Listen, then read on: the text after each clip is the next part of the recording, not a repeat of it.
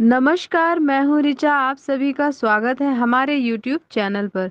नवरात्रि के दूसरे दिन माँ ब्रह्मचारिणी की पूजा की जाती है। इस वीडियो में जानते हैं माँ ब्रह्मचारिणी की पूजा किस विधि से करनी चाहिए, उनका मंत्र और उनकी कथा क्या है।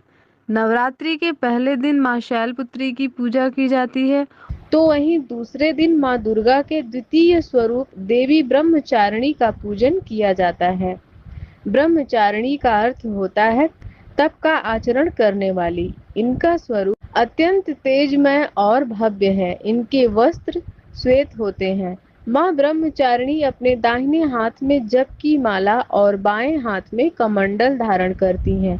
तो चलिए आपको बताते हैं कि इस दिन माँ ब्रह्मचारिणी की कथा और पूजा विधि क्या है। ब्रह्मचारिणी देवी की पूजा विधि। देवी ब्रह्मचारिणी की पूजा करते समय सबसे पहले हाथों में एक फूल लेकर उनका ध्यान करें और प्रार्थना करते हुए मंत्र बोलें। दधानाकर पद्याभ्यामक्षमाला कमंडलु देवी प्रसीदतु मयि ब्रह्मचारिण्यनुत्तमा। ध्यान मंत्र इस तरह है।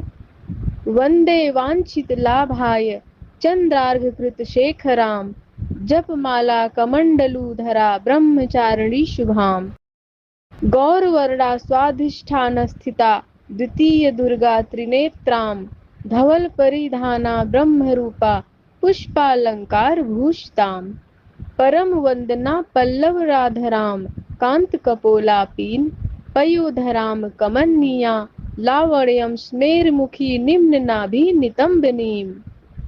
इसके बाद देवी को पंचामृत स्नान कराएं। फिर अलग अलग तरह के फूल, अक्षत, कुमकुम, सिंदूर अर्पित करें। देवी को सफेद और सुगंधित फूल चढ़ाएं।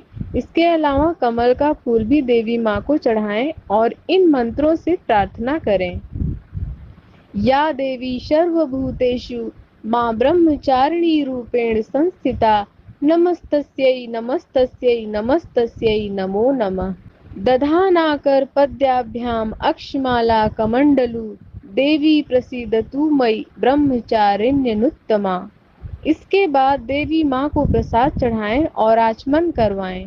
प्रसाद के बाद पान सुपारी भेंट करें और प्रदक्षिणा करें, यानी 3 बार अपनी ही जगह खड़े होकर घूमें। प्रदक्षिणा के बाद घी व कपूर मिलाकर देवी की आरती करें। इन सबके बाद क्षमा प्रार्थना करें और प्रसाद बांट दें। माता ब्रह्मचारिणी की कथा। माँ ब्रह्मचारिणी ने अपने पूर्व जन्म में राजा हिमालय के घर में पुत्री रूप में जन्म लिया था। तब देवर्षि नारद के उपदेश से इन्हें भगवान शंकर को अपने पति के रूप में प्राप्त करने के लिए अत्यंत कठिन तपस्या की थी। इस दुष्कर तपस्या के चलते इन्हें तपश्चारिणी यानी कि ब्रह्मचारिणी नाम से जाना गया। कथा के अनुसार 1000 वर्ष उन्होंने केवल फल मूल खाकर व्यतीत किए और 100 वर्षों तक केवल शाक पर निर्वाह किया था। कुछ दिनों तक कठिन उपवास रखते हुए देवी ने खुले आकाश के नीचे वर्षा और धूप के भयानक कष्ट भी सहे। कई हजार वर्षों की इस कठिन तपस्या के चलते ब्रह्मचारिणी देवी का शरीर एकदम क्षीण हो उठा। उनकी ये दशा देखकर उनकी माता मैना अत्यंत दुखी हुई और उन्होंने उन्हें इस कठिन तपस्या से विरक्त करने के लिए आवाज दी, उमा। तब से देवी ब्रह्मचारिणी का नाम उमा भी पड़ गया।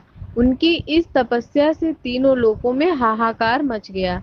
देवता, ऋषि, सिद्धगण, मुनि सभी देवी ब्रह्मचारिणी की इस तपस्या को अभूतपूर्व पुण्य कृत्य बताते हुए उनकी सराहना करने लगे।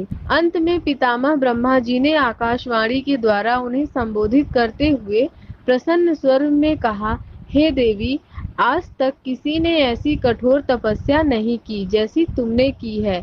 तुम्हारे इस अलौकिक कृत्य की चारों ओर सराहना हो रही है।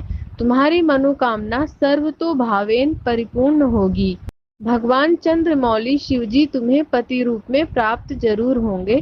अब तुम तपस्या से विरत होकर घर लौट जाओ।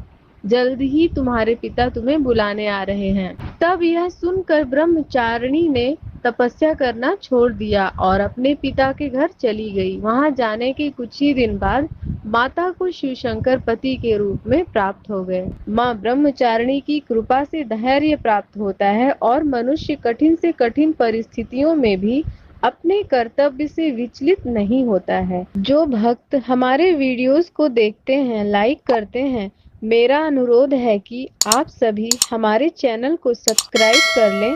जय माता दी।